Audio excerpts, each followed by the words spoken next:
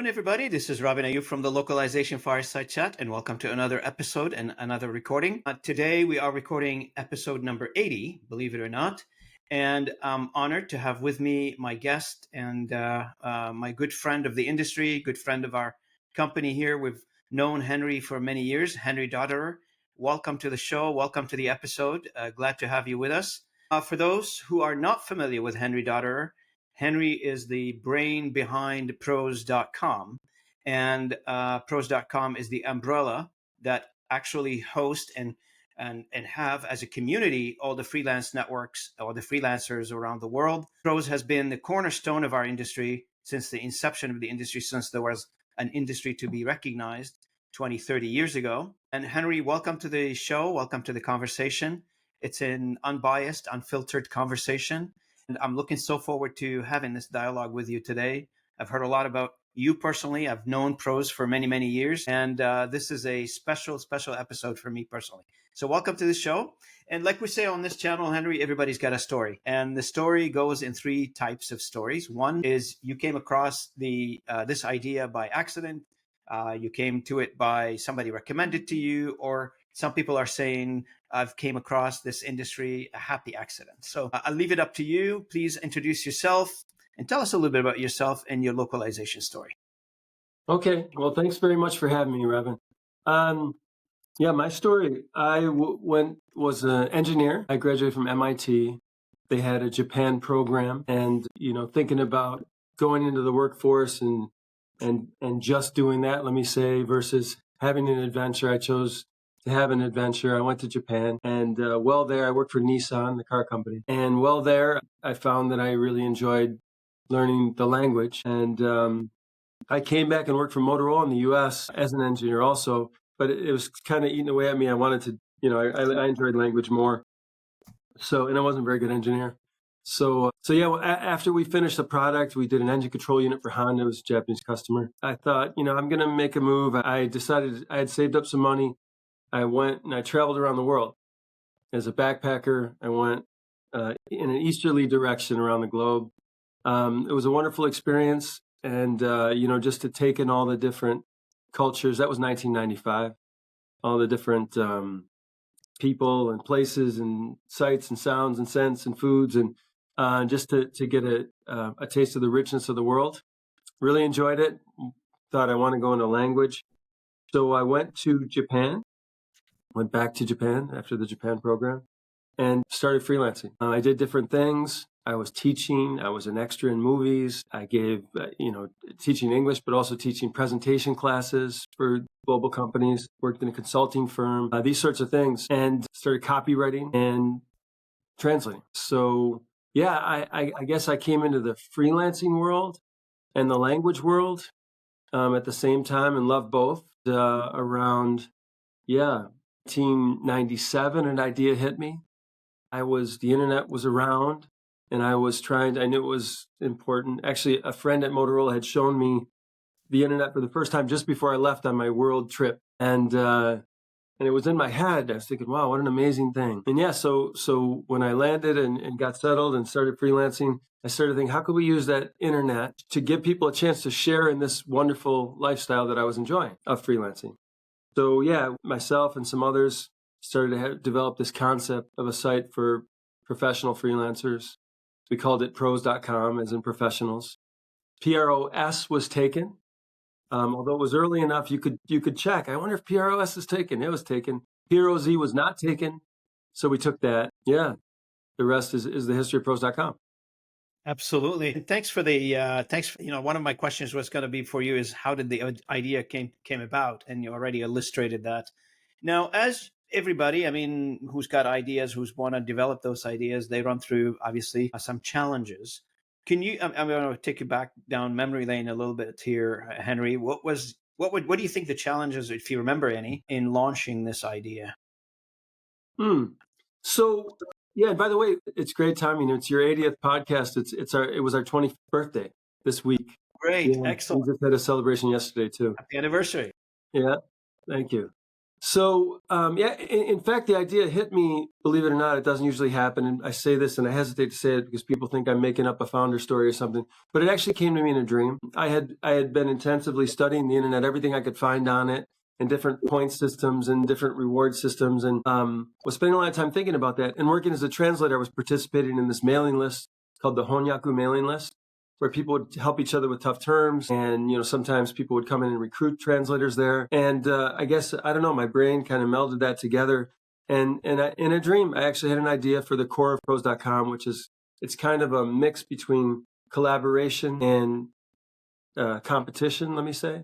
There's a marketplace, but there's also, the other side of the coin is where the translators help each other and how that contributes to each other. So Kudos was the service that we released where translators could help each other with tough terms and earn points in doing so.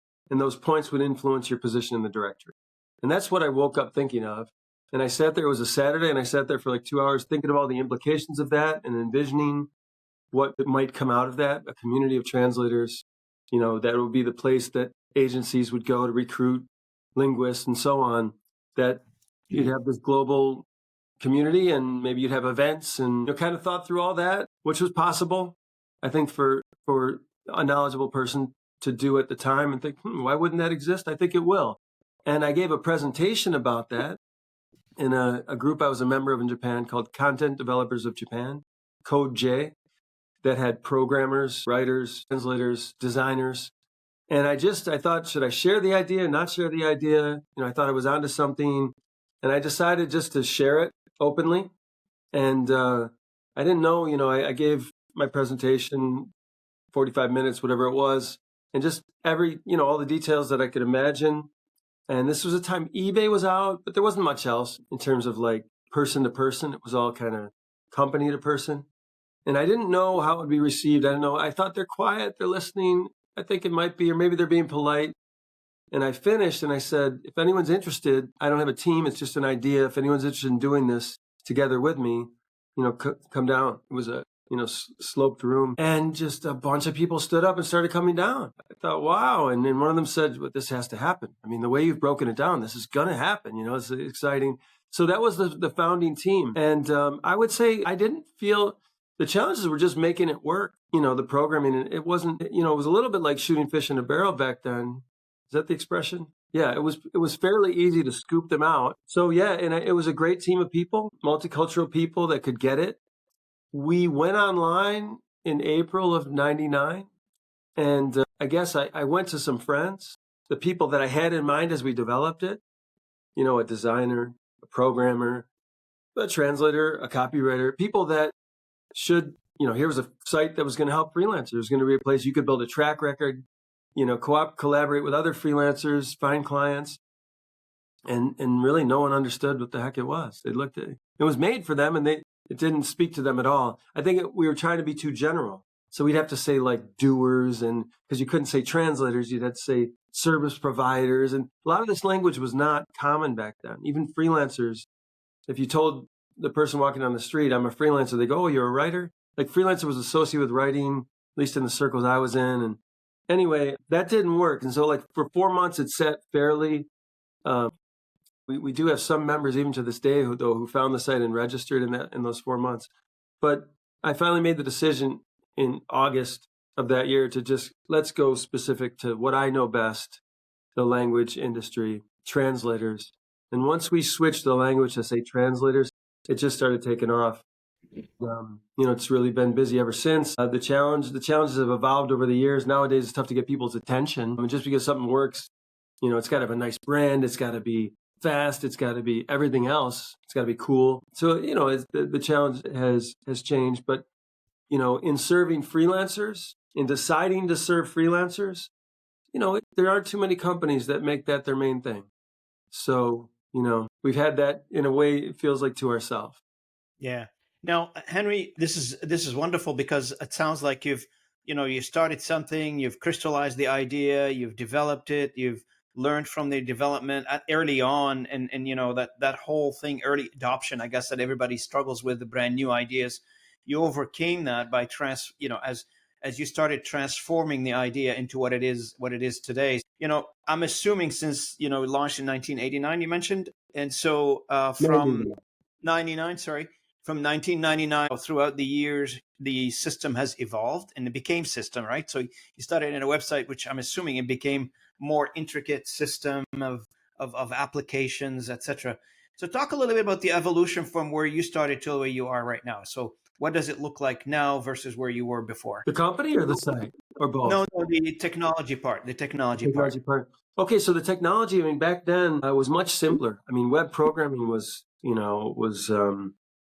straightforward, one command after another, sort of. It was pre-Google, so SEO wasn't a thing, and it was fairly straightforward. So you learn how to do it. We used PHP, which was new at the time, and that really gave us a competitive advantage. Now it's old; it's like 2 generations old, actually. So I guess we were in the early days. We were cutting edge, and we would sometimes be used as an example of, the forefront in terms of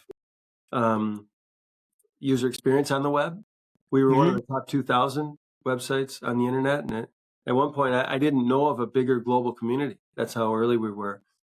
So you'd get points just for, wow, you guys are wizards. You know how to make this work. It wasn't actually that complicated, but we were early, I guess. But it's, the web it's become so much more sophisticated on what you have to do. Of course, when we got a lot of traffic, we had a moment where there were bottlenecks. So we had to go from a single server to a group of servers. So then we had to develop some systems administration expertise. Then you have security issues. You start to get hacked. So you have to develop that expertise. Then, for me, I didn't really have a model I did work for Motorola and Nissan, but as what they call a hirashain in Japanese, the lowest level of employee. So I didn't really understand how organizations work or how to manage. So that's some personal growth I had to do. Technically, these days, we've just built a new website. We released it to members for beta testing last week. We had a deadline to do that in advance of the 25th birthday. And it's modern technology. It's the front end JavaScript type stuff. It's mobile friendly, responsive, accessible. We're excited about that. And the members are looking at it going, wow, pros.com, this is great. It's clean, it's fresh, it's new. Whereas our current site's gotten pretty old we've really fought about 1.5 years of overcoming the technical gap. So we're excited about the new platform and what that can do for our members. So Henry, like the number of features and functionalities that you started with, are they the same now, or you've added more features and functionalities? The initial idea that you started with, that collaboration aspect of things, I'm assuming it morphed over time. So what are the features and functionalities that you have today, for those who are not familiar? And for those who are familiar, as a reminder, that you would look at and you say, these are brand new, these are impactful. We did not have them before, and we feel good about them. Good. Yeah. Thank you for that question. So the old site, the traditional model, right? The Eureka idea was, okay, translators help each other with tough terms. This is before Google. So back then, you had a tough term.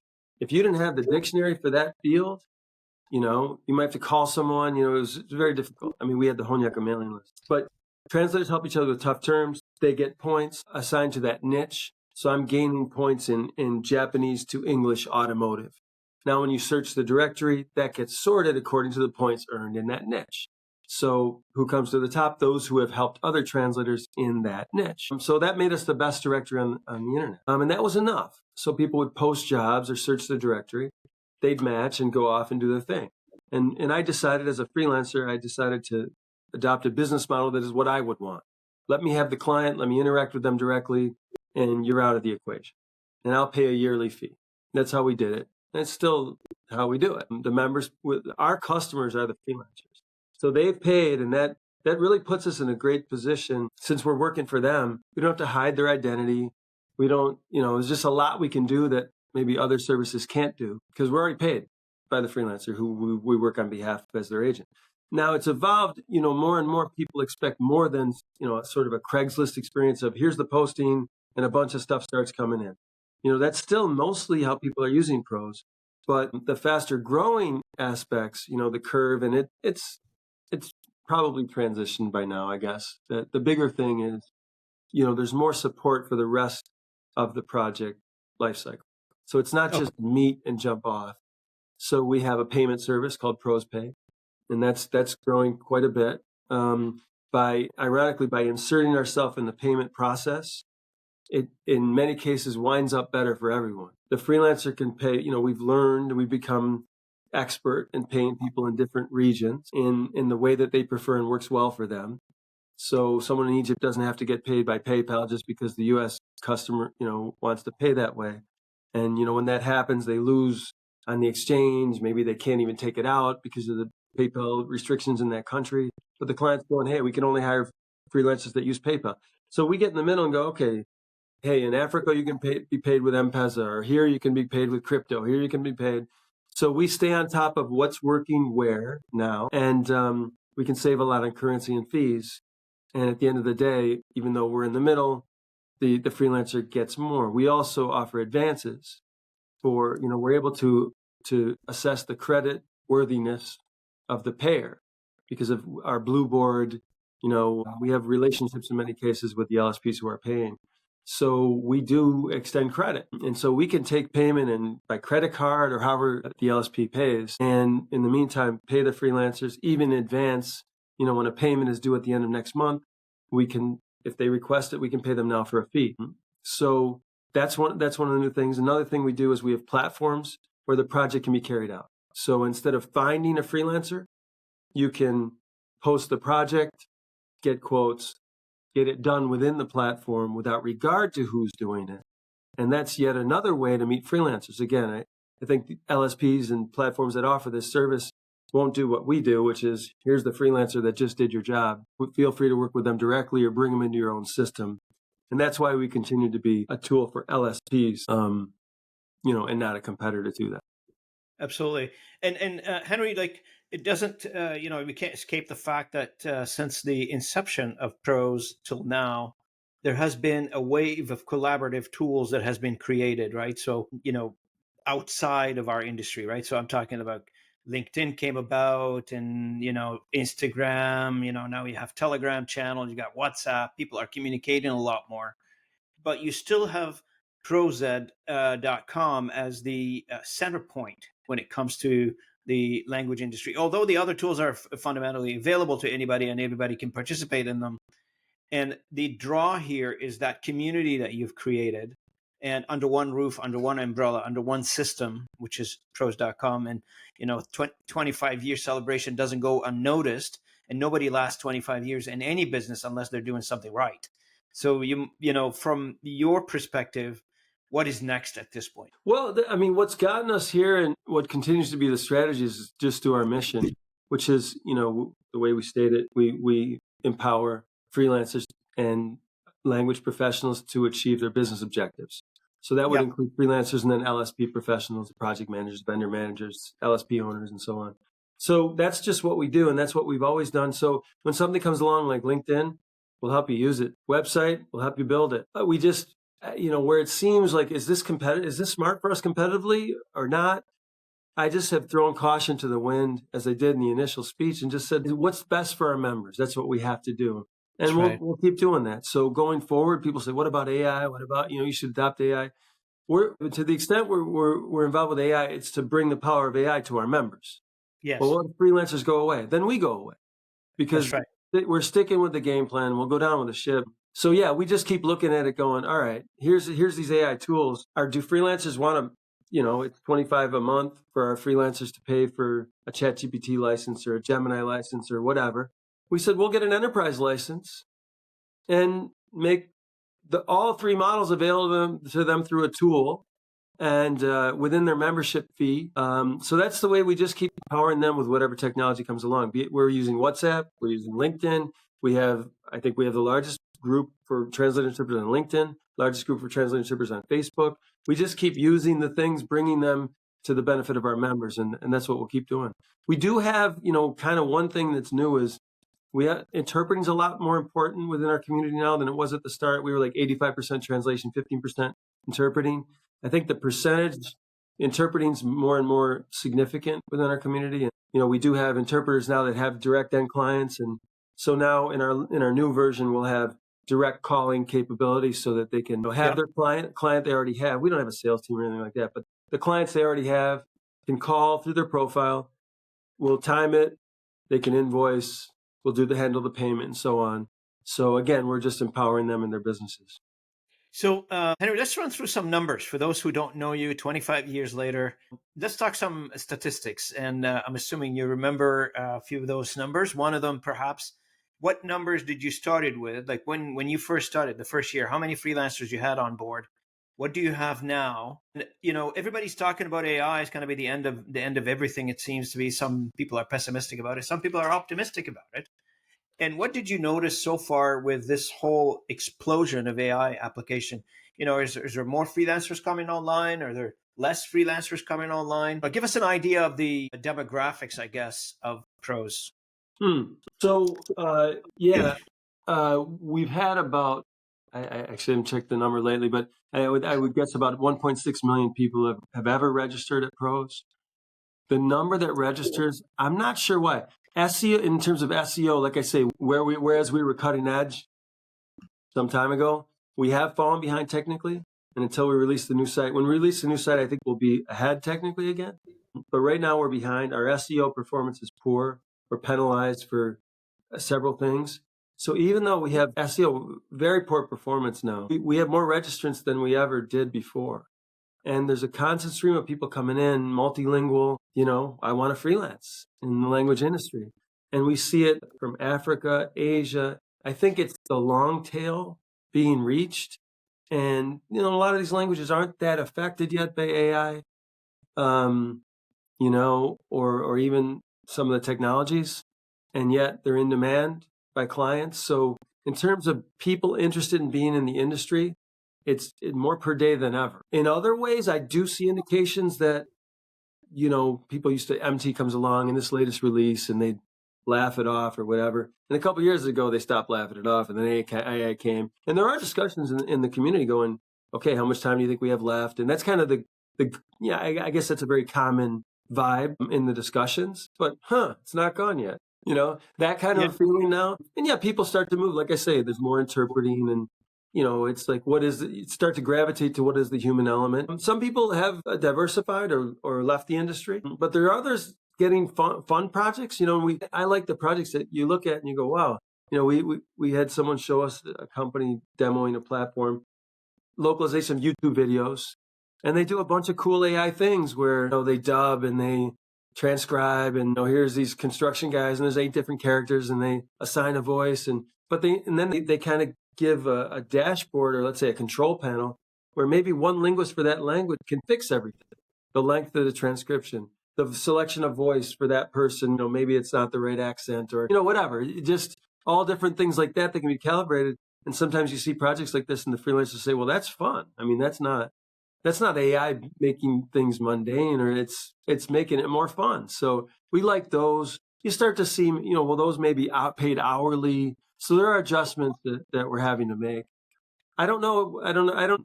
We'll see. Remains to be seen, I guess. And, everybody is approaching it, I think, based on the conversation I've been having on this channel, with eyes wide open. It's there. It's not going to go away. We may as well figure out how to deal with it, how to work with it, how to create an opportunity. And I'm specifically talking about AI in this case. And it's not the monster that we thought it would be. Like the more we dive into it, the more we're creating opportunities from it. And you can see like entrepreneurs popping up here and there all the time, creating applications, creating ideas using AI that we never had the access or the possibilities to create in the past because we did not have the technology. And as you mentioned, using the video dubbing and video editing as well. So many companies out there are taking advantage of So we've talked a little bit about, where you were, where you are right now, and, you got to continue the journey. Have you encountered competition in this business, or were you the only application that delivered the type of service you deliver? Of course, there's a lot of uniqueness to each application out there, but have you ever encountered a competition in your business? Oh, yeah. I mean, I would say there have been at least 15 funded companies that, have entered our space with an exact, it used to be funded companies, never mind unfunded, copycats. We had a language. I met this woman once and she spoke Damara and we didn't have Damara. It's one of the minor click languages in Africa. And so I added Damara to the language list so that she could put it in her profile. And so, you'd check Damara, is this new site, did they, and then you'd know whether they're copying our site. And Damara was on everybody's, so it was, for a while, it was like, it concerned me quite a bit. It still concerned me. I mean, you got to be a little bit paranoid about competition, right? But no, yeah, so they'd come along and it was going to destroy us. But yeah, I think really our focus on the freelancers is usually there's a different agenda. So in a way, I would say there's been tons of competition, but in another way, no one really had our mission. Yeah. So on that note, I mean, I've heard a few. I guess they don't come to mind right now. There's a cafe, something. I guess it was called Translators Cafe or something. I don't know if it's still around. I hardly go to their website. I think they're gone now. I'm not sure what their situation is. But at the same time, I mean, you continued the evolution, you continued the road, and that's a proof of point. Like, I mean, if you believe in something and you stick to it, it's gonna make a go out of it, and it's gonna be successful. And I think you and your team. How big is your company, Henry? How many employees you have? I think we're 43 right now. This is Are you located here in the north? I think in New York, right? Yes, New York. That's where I am. We have offices in Kharkiv, Ukraine, La Plata, Argentina, and now Nairobi. That's our newest office. Okay. And also your internal employees are probably tech employees, right? So focusing on the development of the technology, I'm assuming? We have 11 developers, so 32 non-developers. Excellent. Now, what is the, if you were to think about that from an industry perspective, so because now you're you've been a central point for the industry for many years. So what's your thoughts on the industry? If you think of the industry trends, maybe future visions, or perhaps an advice to an entrepreneur who is using your site, what's your insights for the future? I don't know that I'm the best person. We see such a diverse, increasing diversity, because of our model, in part because of our model, like you can build your database of translators and interpreters, and we're fine with that. Like LSPs, I know sometimes people are hesitant. No, I'm getting away with murder. Go ahead, get away with murder. Recruit, they work for us. So if you got good opportunities, come recruit them. And so a lot of LSPs have filled their databases of linguists. So they come to us. It's like it'll be a Spanish to Dutch job, or Indonesian to Thai, or whatever it is. Yeah, or if it's Spanish, it's for an interpreter today in, whatever, Ithaca, New York. So it's only the challenging stuff, that people are using to match at pros.com. But then we see, we're also doing the payments and we have invoicing. So we see these there's a lot of interesting industries. There was a guy at our powwow in Nairobi. We had a hackathon in Nairobi. We had a powwow, about 100 linguists there, different languages, a couple not in the ISO list that that people actually post the job. People are getting work in it, and it's not even in the official list. So we added those languages. You see these things. So languages not even on our radar, even though it's being met through the site. There was a guy there. He said, what did he call himself? A trans producer. So, he takes content and develops video content for the target market. And are you the only one? No, I saw one other person marketing himself that way. It's this very interesting. I mean, what's the same is, I don't think it's going away that global businesses will want effective communicators to speak to their target markets. I don't think that's going away, but the way that looks is already, it's become pretty diverse. The way they access that talent, that capability to connect with, the remote audience. So I guess I'm bullish about global businesses continuing to use culturally aware communicators. Absolutely, yeah. And so those people that can do that, I think will continue to have opportunities. And the mundane stuff, yeah, I mean, AI is pretty good, isn't it? Yeah. And it's a testament to our industry, really. Like 25 years ago or whatever, however somebody wants to go back in memory, when this thing started, it was more of the idea that, everything was done in English at the time. I recall when I first joined, and I remember hearing these stories. If you don't speak English, you can't use the product because you can't read the manual. Hence, you're not qualified to buy the product. And now, it's complete opposite. Before we think about the product, we need to know who we're marketing it to, start developing a communication strategy, put it into 125 languages, just an example, and making sure that everybody who's going to be taking a look at our product or services are actually understanding in their own language what the product is intended for, how to use it, how to troubleshoot it, all that stuff, and the services as well. So my point is, the need started early on, decades ago, started small. And as we continued, like this particular channel is this what's about, as we continue talking about the industry, promoting the industry, the knowledge has been and the awareness has grown. And now what you have is you have a lot more content to be translated. And this is where AI came in. I mean, AI now is producing more content. And, you've probably seen that as well on your side. The content that used to be created by an individual used to sit down and write a report for 3-4 days. Now they can do the report in like an hour. And, with a little bit of edit from AI, they're done. Here you go. Here's a report. So we're creating more content. We're translating more. Mind you, we're using a lot more technology to accommodate that plethora of content to come in. And hence that the network of pros is still needed out there, because the job may not be the same, but the need is still there. Any comments on that? Yeah, I mean, that's what we see. We cooperate with Wix now. So there's, let's say, 300,000 websites that are localized or whatever it is. It's a ton. And, someone sees it. I want mine in Chinese. Why? Because we get orders from China. Well, AI, there. You want it checked? Use AI for that. Do you want it checked? And then here's a freelancer that'll work hourly to check that. And what freelancer are you going to pick? The one that does your field, cosmetics. It's a cosmetics site. Here, talk with someone that knows cosmetics, a Chinese translator, a Spanish to Chinese translator that's expert in cosmetics. And so that connection is appreciated. I think it's going to continue to be appreciated. And I think for companies like that, are they an influencer? Do they know? I mean, like I say, our challenge, it's not just technically it works, but that it's cool, Yeah. And so we're really talking about, I think it's an era where you got to move people. People are busy. Their attention. You have to inspire or make them laugh, or these are things where it might be beyond just converting the message to being part of the relationship. I don't know. I'm just touch them emotional, assuming, right? Yeah. Touch the emotional reaction. I would correct. I think so. I don't know. I should be interviewing you and you teach me, because I haven't had many conversations like this. One day, I guess we'll do this again, and you'll interview me. So, one more thing, like on the relationship between you, pros, and the community that you've created. One big aspect of things is education and training and knowledge sharing.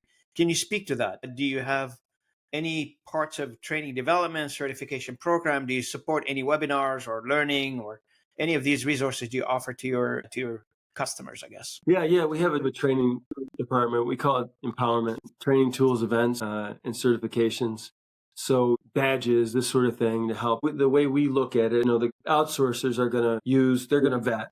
Ultimately, they're going to, run their regular procedures for vetting. We try to make that as easy as possible by, we'll verify that a credential's been earned, the diploma or what have you, check native language. We try to do all that and then train up. The 40 hours of interpreters required, or HIPAA certification. So we offer those courses. Sometimes we buy the course and deliver it for our members at no additional charge. So we're trying to, grease the wheels of the whole mechanism, if you will. In terms of procedures and learning, another good thing we have now, we have our pro bono department run by Andrew Morris the last couple of years, where, this is an exciting sort of community development. So you've got this community of linguists and, a philosophy of, 97% of the time I'm working for pay, but, I'd give back once in a while, an hour a week, couple hours a week, whatever. So that's something that, great sense of community, and people new to the industry now can get in, volunteer, do something, have their work checked by someone, which is getting feedback,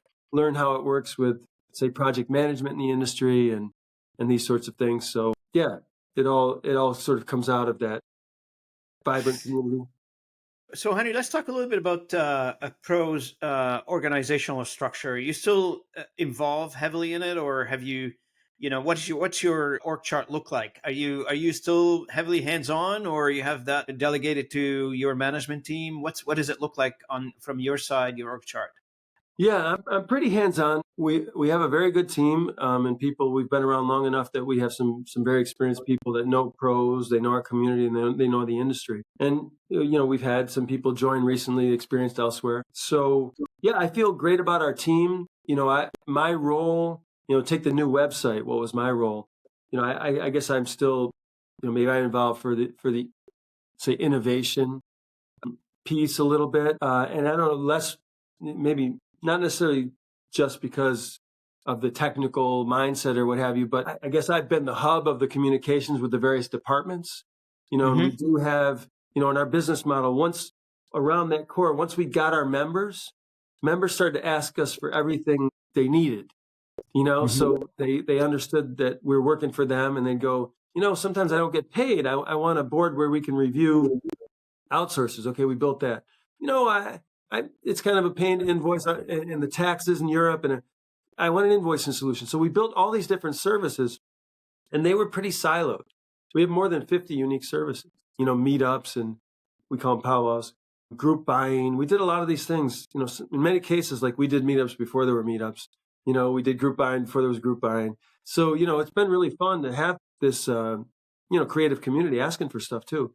But there's been a need organizationally to pull that all together and have a more coherent, central organizational structure. And as I said, that's not something that came easily to me. It's something I've learned about more, even in the last 2 years. I would say we've made the most progress in that respect. So we've added about 18 people in the last year and a half. It's the biggest we've ever been. And so, I'm just now getting to the point where you have multiple layers of management and figuring out how to do that, Yeah, that's right. Hey, Henry, like most industries I've been talking to, like several companies in the past few weeks, I record these things every Friday. And, business entrepreneurs and CEOs, they come in and we chat similar to what we're doing today. And there is a sense in the industry that, 2024 as a fiscal year has been a bit of a challenge to some companies in terms of their revenues. Have you seen any impact, positive or negative, on the revenue for pros, like the rest of the industry is seeing right now, and that's generally impacted by AI? But from your side, how is it going 2024 for you? Well, we have we're seeing growth, as I said, where we support more of the project lifecycle. So Yep. in the I guess what we call managed services. So we're like, you're not looking for a person, you're looking for you want to get the work done. So Yep. we include in that, upload the files for translation, and the platform, invites, and it gets done and delivered, sort of with the people attached going, here's the people who did it. Yep. So that's growing for us. The calls, the interpreting calls, we keep a network online. I don't know, 60 languages now. We can receive calls on demand with our network of interpreters. So those are growing. Pros Pay is growing, which I never would have expected, because I thought payments would have been handled by now. But it only gets more and more complicated as a single agency is working into more and more markets. So counterintuitively for me, the need for the payment service has grown quite a bit. So that's a high growth area for us. The membership itself and the traditional model for us of posting a job and getting quotes going down. It's messier than people prefer. And so we're having to, have this surpass the other. For us, the new stuff's lower margin. The other stuff was easy. They post and meet, and whatever happens, happens. Right. So for us, Yeah. it's more challenging. We have to be better as an organization. It's mission critical stuff. We do a great job with Pros Pay in terms of responsiveness, and you got to have all the details. We're very transparent, so people appreciate that. But we've had to elevate. We've had to have more people, and that's it's, I guess, profitability. We've never. It's been about 15 years since we were this, like that. But it's also never been more fun for me, because now you got to be on your game. It's like It's like being in a close game. It's 3-3 overtime. It's more fun, really. So that's what it's like for us. It's almost keep us on our toes almost when you are in a situation. You got to get creative, and that's why you diversified your revenue streams. Good for you. You saw what's coming, and you sort of foreseen the what's going to happen, and therefore that you've developed other things like the payment modules and a few other things. Now, one item that I've been thinking about before, like we started this call. Actually, I've been thinking about this interview before, and one item on my mind is, let's say, let's say, God forbid, if a translator who's part of your network, passes away. I mean, at some point, everybody does. How do you manage? Like, how do you know that out of the 1.7 million translators on your side, like, how do you keep track of that? Because, and the reason I talk about this is because years ago there was an article written and it's sort of stuck in my mind. Is it's about digital assets after somebody passes, and in your case, they detect it, delete it, manage it. How do you do that? Is there somebody that notify you? Do you detect it on your own? How do you do that? Yeah, that's a good question. When we're notified, we give some options to the family. What is most commonly used is we mark the profile as deceased, and a message comes up. They can put a custom message in, or we'll say the contributions of this member, because they've helped people with terms and they've talked in the forums, so in memory of their contributions to the community or something like that. And there's a candle, and so that's we have a mutual friend that passed away, of course, and her profile says that as a sort of a tribute. We follow the European regulations, right to be forgotten and so on. So, we get a fair number of requests to be forgotten. And I don't know how often that happens with deceased, that people request to be forgotten. It usually doesn't. But yeah, so people are disappearing, and then we anonymize the term help they gave or the forum post they made. Okay. And the net still positive for you in terms of people brand new joining versus people leaving the network? I'm assuming it's still positive. Yeah, I mean, like I said, more people joining than ever. Yeah. And so to finish the call, and then I don't want to take too much of your time. First, thank you for your generous time being with me today. I really appreciate it. But one of the last thing, and every entrepreneur I ask them the question, it's, what do you hope to be the most significant contribution of Pros and the idea that you've created to the localization industry in general? What would you would hoping to achieve as a legacy from this particular initiative, and where is it now? What status is it at? Did you achieve it? Are you still working on it? Yeah, I think to serve, really. I mean, we have to be a humble organization. We serve freelancers. We work for the freelancers. So we're, Hirashain, we're the bottom of the totem pole, So we have to be supporting the freelancers well and helping them achieve their objectives and dreams. And that's what gives us the most, our team gets excited about that the most. We share messages from people, and we love when we get sort of evidence that we're being successful at that. It extends at the next level to the LSP. LSPs are under a lot of pressure. They have a lot of opportunities, but the more we can help them with their back office operations, to be out there selling and finding new services. These websites like the cosmetics one that I was speaking about recently, let them be in 8 languages, 10, 20, 50. Yeah. Make that happen. We need people out there talking to them and talking about how to do that. And so it goes up from there. I'd like our contribution to be, what I hope and think it has been, just to keep empowering business to be more successful. And if we're behind the scenes and aren't getting credit, well, that's okay. We enjoy the empowerment aspect of it. Absolutely. And you know what? I want to thank you for your time today. We're coming up for the time here. Thanks for being with me, Henry. It was a pleasure, meeting you. Thank you for sharing. Thanks for the information you provided on this dialogue today. Hopefully it's not the last time you join me. Hopefully we get another opportunity here to bring you on. I do truly believe that Pros deserve a lot more publicity than it did have in the past. And I feel from this conversation that was intentional, that's by design. And I'm hoping that you don't mind, coming back in again and give you a little bit more publicity than before. I'm really happy and ecstatic that we've had the opportunity to do this today. And to our audience, I want to thank you so much for listening in. If you're coming in on our podcast channel, thanks for listening in. Thanks for taking us with you to the gym, to whatever, to your walks and listening to the podcast. I hear a lot of people do that. And if you're coming in on YouTube, thanks for watching. I really appreciate it. And thanks for liking, commenting, and sharing the content that I'm creating on this channel.